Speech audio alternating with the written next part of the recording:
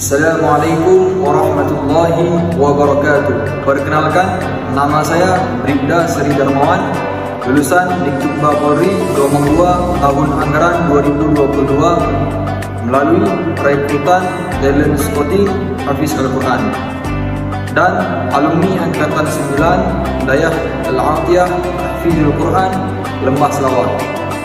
Dayah Al-Atiyah merupakan salah satu lembaga pendidikan yang tidak hanya berfokus di bidang tahfiz saja, akan tetapi sudah mempunyai kurikulum yang terintegrasi dayah maupun sekolah.